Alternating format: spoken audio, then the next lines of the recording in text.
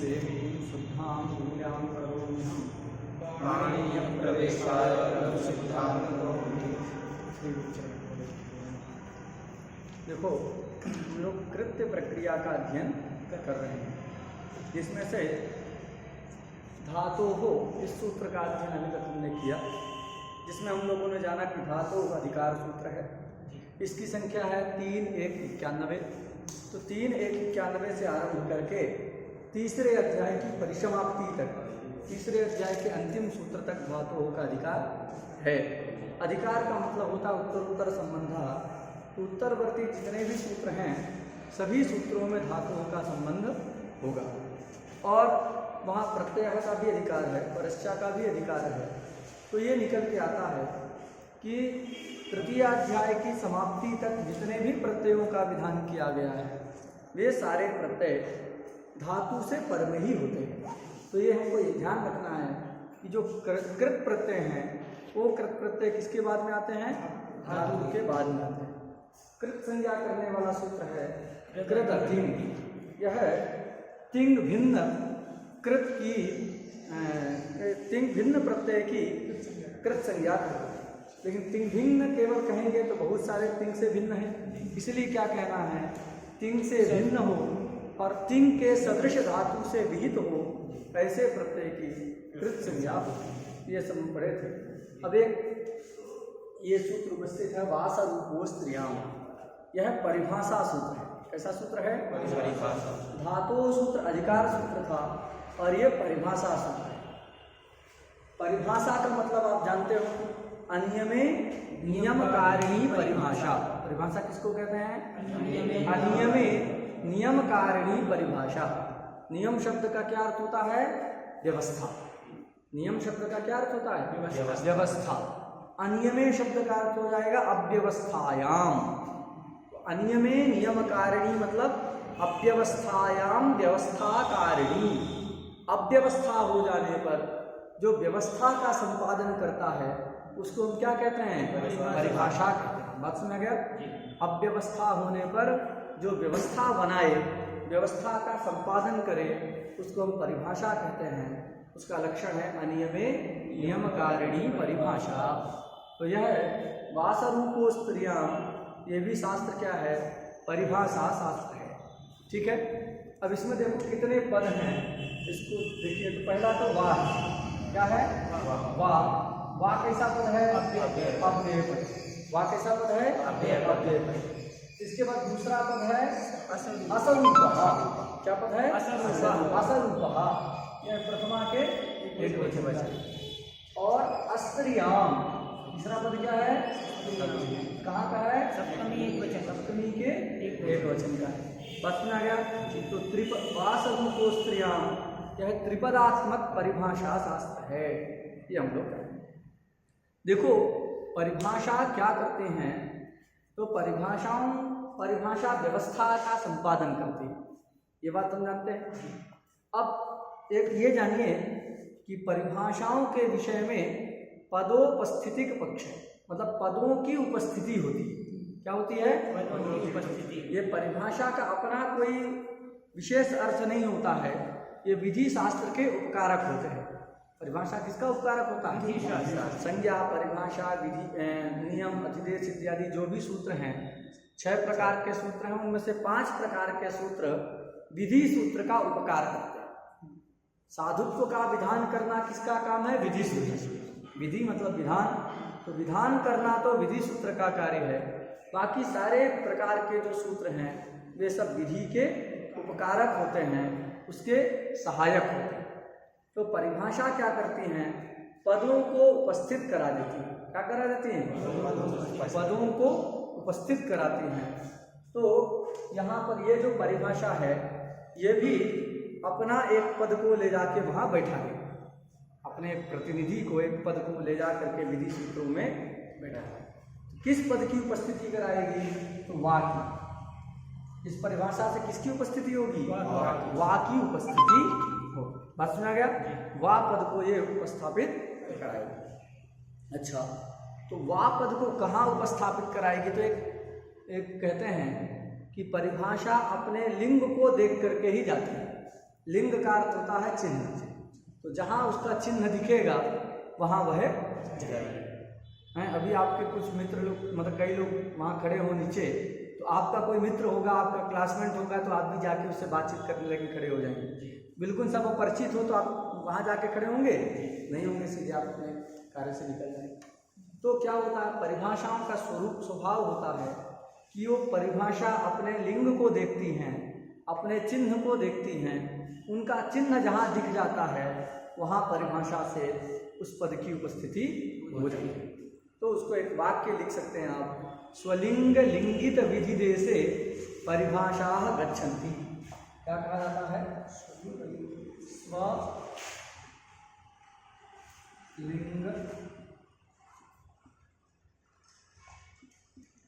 लिंगित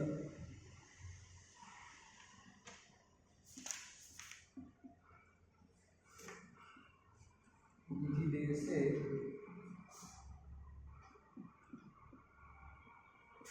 परिभाषा गच्छन्ति। ठीक है ना, स्वलिंग लिंगित विधि देशे, स्वलिंग लिंगित विधि देशे परिभाषा गच्छन्ति। स्वम से परिभाषा को लेना है। स्वम शब्द का अर्थ क्या होगा, परिभाषा। तो स्वस्य लिंगम इति स्वलिंगम, तो परिभाषा का जो लिंग, उस लिंग से लिंगित, मतलब वो लिंग जहाँ पर रहेगा, तो स्वम परिभाषा, उस परिभाषा का जो लिंग, उस लिंग से लिंगित जो विधि देश, जहाँ वो लिंग विद्यमान है, उस विधि देश में ही परिभाषा की उपस्थिति होती है। प्रश्न आ गया, क्या नियम है, स्वलिंग लिंगित विधि देशे परिभाषा गच्छन्ति। आप एक पढ़े होंगे, तस्मिन् नीति निर्दिष्टे पूर्वस्य। तो तस्मिन् नीति निर्दिष्टे पूर्वस्य यह परिभाषा है। यह परिभाषा कहाँ लगती है, जहाँ पर इसका लिंग दिखेगा। अब इसका लिंग क्या है, तो सप्तमी लिंग है। क्या लिंग है उसका, औपश्लेषिकाधिकरण बोधिका सप्तमी। सप्तमी 3 प्रकार की होती है। तो औपश्लेषिकाधिकरण बोधिका सप्तमी जब दिखेगी, तो जहाँ दिखेगी वहाँ उससे अव्यवहित अंश की और पूर्व अंश की उपस्थिति हो जाती है। जैसे इको एंड ची में अची में सप्तमी है और वह औपश्लेषिकाधिकरण बोधिका सप्तमी है। अतः उस सप्तमी को देख करके तस्मिन् इति निर्दिष्टे पूर्वस्य, इस परिभाषा के द्वारा अव्यवहित और पूर्वस्य, इन 2 अंश की उपस्थिति इको एंड ची में होती है। तो फिर हम इको एंड ची का अर्थ करते हैं कि अच से अव्यवहित पूर्व में जो इक, उसके स्थान में यण होता है। बचना गया, यण तो इको एंड ची ही करेगा, लेकिन इको एंड ची की सहायता करने के लिए उपस्थित सूत्र हो जाता है क्या, तस्मिन् नीति निर्दिष्टे पूर्वस्य। तो कहीं पर भी तस्मिन् नीति निर्दिष्टे पूर्वस्य नहीं जाता है, उसको क्या चाहिए, सप्तमी चाहिए। सप्तमी भी कौन सी, औपश्लेषिकाधिकरण बोधिका सप्तमी। कैसी सप्तमी, औपश्लेषिकाधिकरण बोधिका सप्तमी जहाँ रहेगी, वहीं पर तस्मिन् नीति निर्दिष्टे पूर्वस्य ये परिभाषा लगती है। क्यों, क्योंकि उसका लिंग वही है, औपश्लेषिकाधिकरण बोधिका सप्तमी। तो जहाँ परिभाषाओं का लिंग रहता है वहाँ पर वो परिभाषाएं लग जाती हैं, वहाँ उनकी उपस्थिति हो जाती है। तो ये वासरूपोस्त्रियाम, यह भी एक परिभाषा सूत्र है।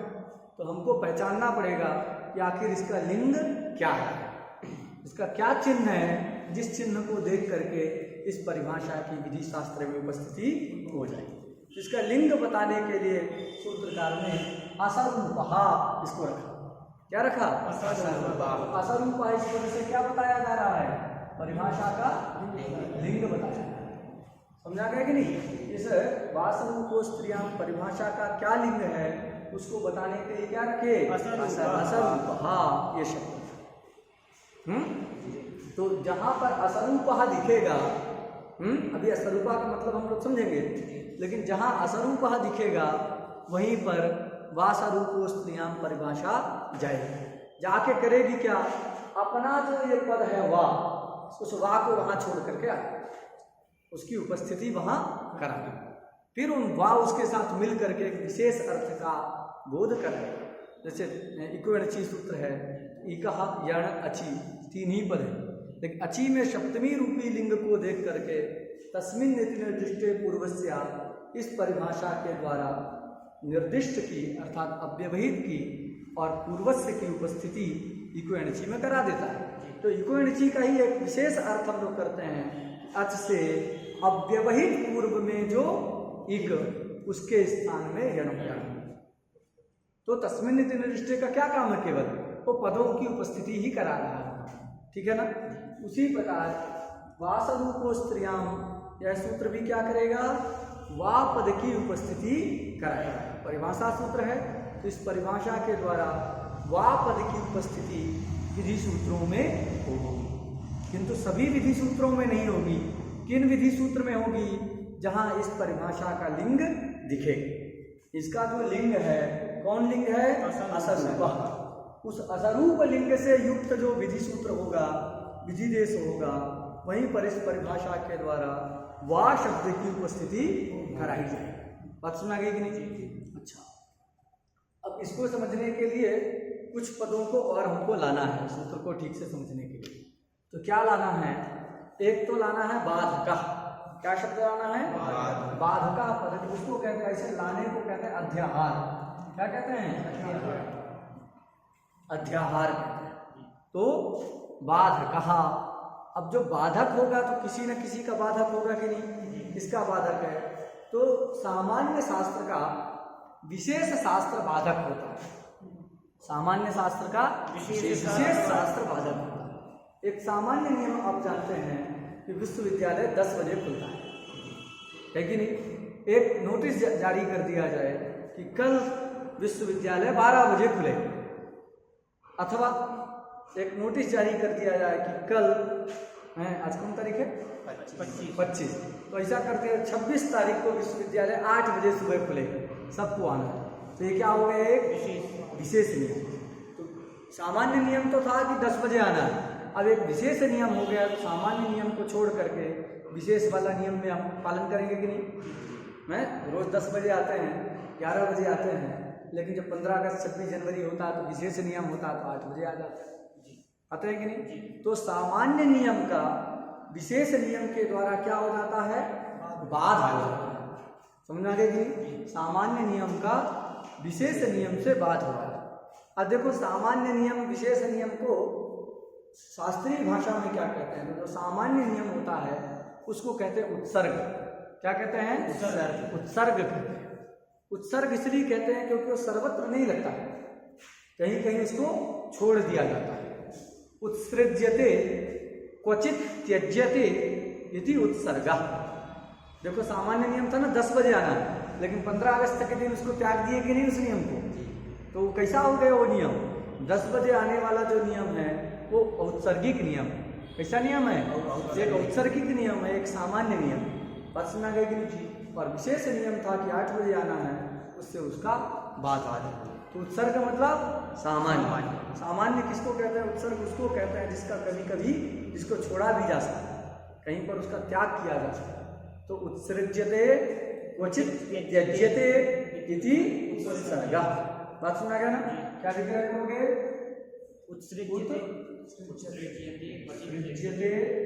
उत्सृज्यते का ही अर्थ क्या है, क्वचित, सर्वत्र नहीं जी, कहीं न छोड़ना है।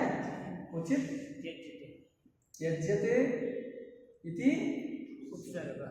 उत्सर्गा मतलब सामान्य शास्त्र। उत्सर्गा मतलब सामान्य शास्त्रम। तो उत्सर्ग मतलब होता है सामान्य शास्त्र। बात सुना गई। कैसे निकला ये अर्थ, तो उत्सृज्यते अर्थात उचित त्यज्यते इति उत्सर्गा, मतलब सामान्य शास्त्रम, सामान्य नियम। सामान्य नियम मतलब सब जगह वो लगेगा जरूरी नहीं है, कहीं उसको छोड़ भी दिया जाता है, प्रायः लगता है। प्रायः हम लोग तो 10 बजे ही आते हैं ना, कभी होता है कि जो पहले आ गए कभी बाद में हो गया, तो सामान्य नियम। बात सुना गया। तो किसका बात होता है जी, उत्सर्ग। तो सामान्य नियम को क्या कहते हैं, उत्सर्ग कहते हैं। और जो विशेष होता है जिसके द्वारा बाध किया जाता है उसको कहते हैं अपवाद। क्या कहते हैं? अपवाद कहते हैं। बात समझ आ गया? विशेष वाले को क्या कहते हैं? अपवाद कहते हैं। देखो कृष्ण एकत्र, कृष्ण एकत्र ये स्थिति है। यहाँ अवर्ण है कि नहीं है? इस अवर्ण से अचपर में आद गुना से क्या प्राप्त है? गुण प्राप्त। और ये एच में भी आता है, अतः वृद्धि रेचि से क्या प्राप्त है? वृद्धि। अब ये जो आत्मगुण है वो कैसा सूत्र है? उत्सर्ग सूत्र। कैसा शास्त्र है? उत्सर्ग शास्त्र है, सामान्य शास्त्र। और वृद्धि रेचि कैसा शास्त्र है? उसका बाधक है।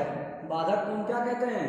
अपवाद कहते हैं। कौमुदी में लिखा है गुणापवाद, लिखा कि नहीं? गुण का क्या है वो? अपवाद। अपवाद मतलब विशेष, बाधक। अपवाद मतलब बाधक, इसको रोकने वाला। तो रोकेगा वही जो विशेष होगा। बात सुना गई कि नहीं? तो हम क्या समझे कि यहाँ एक पद लाना है। क्या लाना है? बाधका। इसमें लाना है वास और स्त्रियम समझने के लिए बाधका पद का अध्याहार है। बाधका किसका बाधक होगा? तो एक और आ जाएगा, आकांक्षा होगी ना, कस्य बाधका, तो क्या कहेंगे? उत्सर्गस्य बाधक। किसका बाधक होगा? उत्सर्गस्य। तो उत्सर्ग का बाधक होता है। ये एक है पूरे व्याकरण शास्त्र में। व्याकरण में क्या कहें, अन्य शास्त्रों में भी, न्याय हो मीमांसा हो, सब जगह ये नियम है कि उत्सर्ग एक होता है और एक विशेष होता है। एक उत्सर्ग है, सामान्य शास्त्र है, मां हिंस्यात् सर्वा भूतानि, किसी भी प्राणी की हिंसा नहीं करनी चाहिए, ये सामान्य।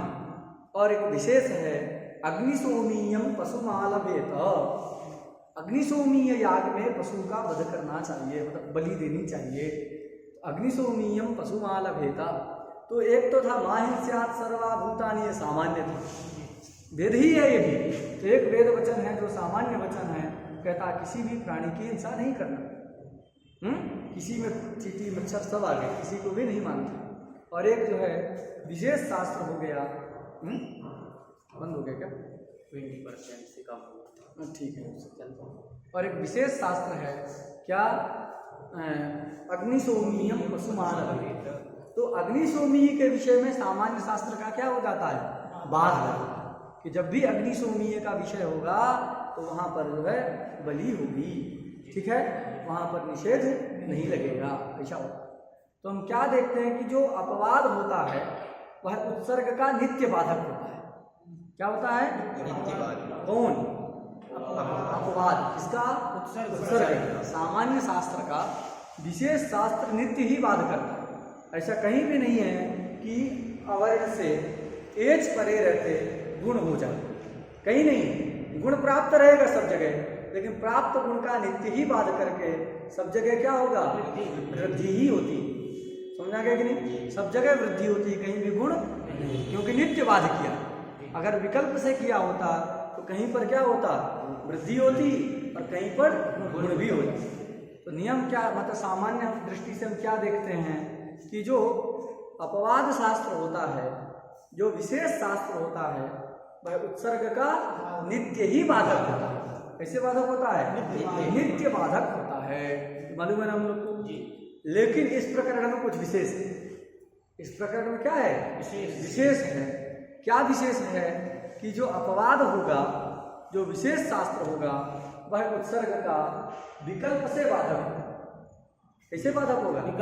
विकल्प से। लेकिन उस अपवाद में शर्त है, कैसा अपवाद होगा? तो उसका विशेषण क्या है? असरूपः।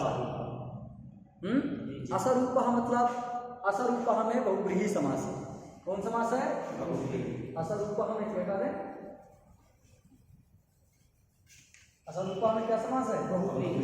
बहुव्रीहि समास है। कैसे करेंगे? समानम रूपम यस्य, समानम रूपम यस्य असौ स्वरूपः। समान शब्द को सा आदेश हो जाता है। ज्योतिर्जनपद इत्यादि करके सूत्र है। रूप रात्रि ये सब शब्द के परे रहते, समान के स्थान में सा आदेश हो जाता है। तो समानम रूपम यस्य इति स्वरूपः, बहुव्रीहि समास। तो जिसका रूप समान दिखता हो, कैसा दिखता हो? समान। उसको क्या कहेंगे? स्वरूप। और न सरूपः इति असरूपः। असरूपः लिखा ना, न सरूप समान पहले बनाना, समानम रूपम यस्य इति सरूपः और न सरूपः इति असरूपः, मतलब जिनका रूप समान न हो। तो असरूप वाला जो अपवाद, ये प्रत्यय है, यहाँ हम प्रत्यय पढ़ेंगे। तो कैसा प्रत्यय? अगर असरूप प्रत्यय हो, कैसा प्रत्यय होगा? असरूप। असरूप अपवाद प्रत्यय होगा तो उत्सर्ग का कैसे बाध करेगा? विकल्प। सब जगह क्या होता है कि उत्सर्ग का अपवाद नित्य ही बाध करता है। उत्सर्ग मतलब सामान्य शास्त्र का विशेष शास्त्र नित्य ही बाध करता है, किंतु इस प्रकरण में उत्सर्ग का विकल्प से बाध करेगा। कौन? असरूप अपवाद प्रत्यय। कौन? असरूप अपवाद। अगर समान रूप वाला अपवाद प्रत्यय हो जाएगा तो विकल्प से बाधक नहीं करेगा, अपितु नित्य बाध करेगा। देखो उदाहरण से देखो, क्री धातु, क्या धातु है? क्री धातु। तो एक अभी सूत्र पढ़ेंगे, तयोरेव नहीं, क्या है? तब्यत तब्यानीयरः। क्या है? तब्यत तब्यानीयरः। तब्यत तब्यानीयरः कि तब्यत तब्य और अनियर प्रत्यय होते हैं। अब यहाँ किसी एक धातु का उल्लेख नहीं है, धातु का अधिकार आ जाएगा तो धातु हो तब्यत तब्यानीयरः, प्रत्यय परश्च भी आएगा तो धातु हो परे तब्यत तब्यानीयरः प्रत्ययाः स्युः। धातु से परे तब्यत तब्य और अनियर प्रत्यय होते हैं। यहाँ किसी एक धातु का उल्लेख है क्या? नहीं, सभी धातुओं से तब्यत तब्य और अनियर प्रत्यय का विधान होता है। बात सुना गया?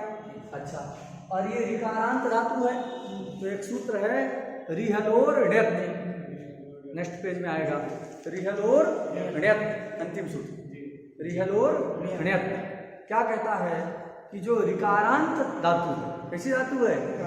ऋकारांत धातु है अथवा हलंत धातु है, उससे कौन प्रत्यय होता है? ण्यत प्रत्यय। बात सुना गई कि? तो अब बताओ उसमें कौन सामान्य है, कौन विशेष है? सामान्य मतलब कॉमन। तो ये जो तब्यत तब्य अनियर है वो सामान्य है, वो ऋकारांत से भी होगा, हलंत से भी होगा, अजंत से भी होगा। बात सुना गई? तो जो तब्यत तब्य अनियर प्रत्यय हैं वो सभी धातुओं से विधान किए गए। तो जब सभी से विधान किया गया तो क्या हो गया? सामान्य। और रिहलोर ढेप सूत्र से जो ढेप प्रत्यय होता है वो क्या हो गया? विशेष, क्योंकि सभी धातुओं से उसका विधान नहीं किया गया, कुछ विशेष ऋकारांत अथवा हलंत धातुओं से ही विधान किया गया। तो हम क्या देखते हैं कि जो तब्यत आदि प्रत्यय है, तब्यत, ठीक है, तब्यत आदि प्रत्यय हैं, ये कैसे हैं? सामान्य, क्योंकि सभी धातुओं से इनका विधान किया गया। और जो ण्यत प्रत्यय, रिहल और ण्यत से होने वाला ण्यत प्रत्यय है वो क्या है? विशेष। अब ये जो है दोनों का रूप देखो, विशेष हो गया तो ये तो पता चल गया कि तब्यत आदि करने वाला जो सूत्र है कैसा सूत्र है? सामान्य सूत्र। और है मतलब उत्सर्ग है। और ये ण्यत करने वाला जो शास्त्र है वो क्या है? अपवाद। ठीक है ना? क्या है वो? अपवाद। तो पूर्व रीति से अगर विचार करें इस सूत्र को छोड़ के तो अपवाद क्या होता है? नित्य बाधक। तो पहले तब्यत तब्यानीय से तब्यत प्राप्त रहेगा, उसको बाध करके नित्य क्या होने लगेगा? ण्यत। तो ण्यत हो जाएगा तो क्या रूप बनेगा? कार्यम। क्या बनेगा? कार्यम बन जाएगा। लेकिन कभी भी कर्तव्यम प्रयोग नहीं बन पाए। कर्तव्यम में कौन प्रत्यय है? तब्यत प्रत्यय। करणीयम सुने होंगे, करणीयम में कौन प्रत्यय है? अनियर प्रत्यय। तो कर्तव्यम करणीयम ये शब्द भी बनते हैं। लेकिन क्या है? उत्सर्ग का अपवाद नित्य अगर बाधक हो तो उत्सर्ग कौन है? तब्यत तब्यानीय रहा। अपवाद कौन है? ऋहलोर्णित। तो उत्सर्ग शास्त्र का अपवाद शास्त्र के द्वारा नित्य ही बाध हो जाएगा। बात सुना गया? तो नित्य ही बाध होने लगेगा तो कार्यम तो बन जाएगा, क्योंकि तब्यत को बाध करके ढेत होके कार्यम प्रयोग बनेगा। कभी भी कर्तव्यम करणीयम ये सब प्रयोग नहीं बनता। बात सुना गई कि वो भी बनाना है, इसके लिए क्या परिभाषा रखी गई? वासरूपोस्त्रियाम। बात सुना गई? क्या रखी गई? वासरूपोस्त्रियाम। इसको बनाया गया तो क्या कहेगा कि अगर अपवाद कैसा है? असरूप प्रत्यय। कैसा है? असरूप प्रत्यय, मतलब उसका रूप जो है समान नहीं। तो देखो अब तबियत में क्या बचता है? तब्य, और ऋडत में क्या बचेगा? या। दोनों का रूप समान है, तो स्वरूप प्रत्यय हुए। तो ये जो अपवाद प्रत्यय है यत् अथवा ऋडत, ये कैसा अपवाद है? असरूप अपवाद प्रत्यय। कैसा प्रत्यय है? समान रूप वाला नहीं है, असरूप अपवाद प्रत्यय है। कौन? ऋडत। अरे तबियत सामान्य शास्त्र है, और अपवाद शास्त्र कौन है? ऋडत। तो ऋडत कैसा है?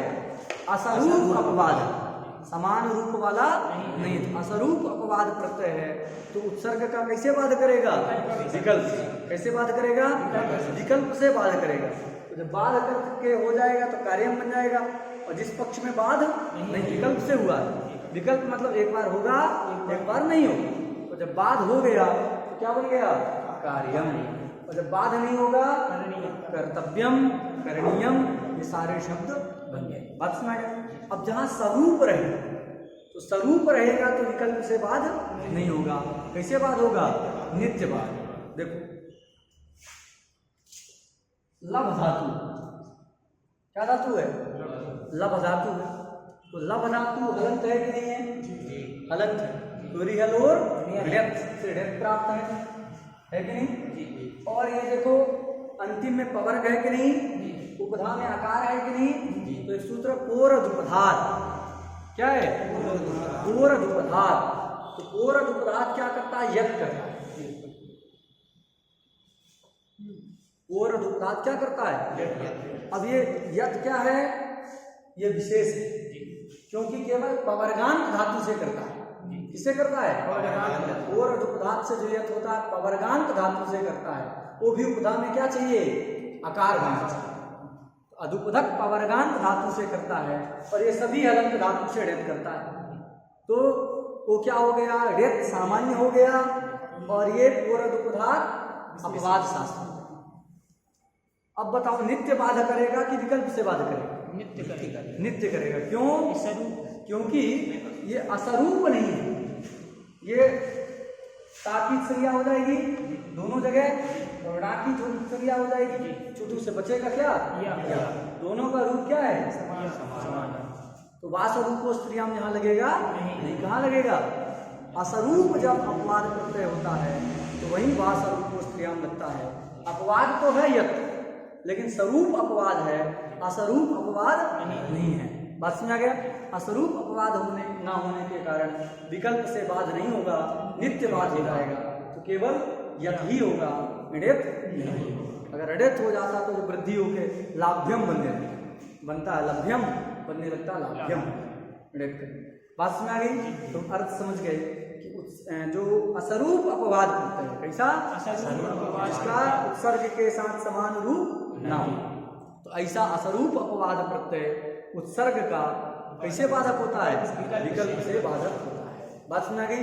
लेकिन ये नियम स्त्रियाम के अधिकार में नहीं लगता। स्त्रियाम के अधिकार को छोड़कर। बात सुना गया? ये नियम क्या नियम है? कि असरूप अपवाद प्रत्यय उत्सर्ग का विकल्प से बाधक होता है। ऐसा इसका अर्थ हो गया। ये जो नियम है कहाँ लगेगा? अस्त्रियाम, मतलब स्त्रियाम को छोड़ देंगे। स्त्रियाम को छोड़ के मतलब एक सूत्र है स्त्रियाम तिन। क्या सूत्र है? स्त्रियाम तिन। एक तिन प्रत्यय करता है। कृति ही, मति ही, गति ही, स्तुति ही, है सब बनते हैं ना? तो ये स्तुति, गति, मति सब जगह तिन प्रत्यय हुआ है। स्त्रियाम तिन। अब इसका अधिकार चलता है स्त्रियाम का। तो क्या सूत्र है? अप्रत्ययात्। अप्रत्ययात्। ये आ प्रत्यय करता है। क्या करता है? आ प्रत्यय करता है। तो असरूप है कि नहीं है? ये तीन है, ये आ है। तो ये अपवाद भी है, और क्या है? असरूप। तो क्या होना चाहिए? विकल्प से बात होना चाहिए। लेकिन हमने क्या रख दिया है? ये लगे, मतलब स्त्रियाम के अधिकार में नहीं लगेगा। यहाँ कैसा बात होगा? नित्य ही बात होगा। बात समझ आ गई? ये भी बात समझ आ गई। अब एक छोटा सा प्रश्न ये कि यत् और ऋत में कहा गया कि दोनों स्वरूप प्रत्यय हैं, इसलिए विकल्प से बाध नहीं होगा। नित्यवादी। लेकिन देखने से क्या लगता है, जब यद और णित सुनते हैं तो लगता है कि दोनों तो असरूप हैं। णित में ड़ा अधिक दिख रहा है, यत में वो नहीं है। बात सुना गया? तो कहें देखिए, हमको अनुबंध को लेकर के स्वरूप विचार नहीं करना है। ये ड़ा का जो इत संज्ञक होते हैं, इत संज्ञकों को व्याकरण में कहते हैं अनुबंध। क्या कहते हैं? जो इत संज्ञक होते हैं उनको अनुबंध कहा जाता है। तो ये जो ड़ा है णित में, ये अनुबंध है कि नहीं है? तो णा को लेकर के तो यत के साथ में असरूपता है, लेकिन अनुबंध को लेकर के असरूप विचार नहीं किया जाता। तो एक परिभाषा याद कर लेना, नानुबंधकृतम असारूप्यम।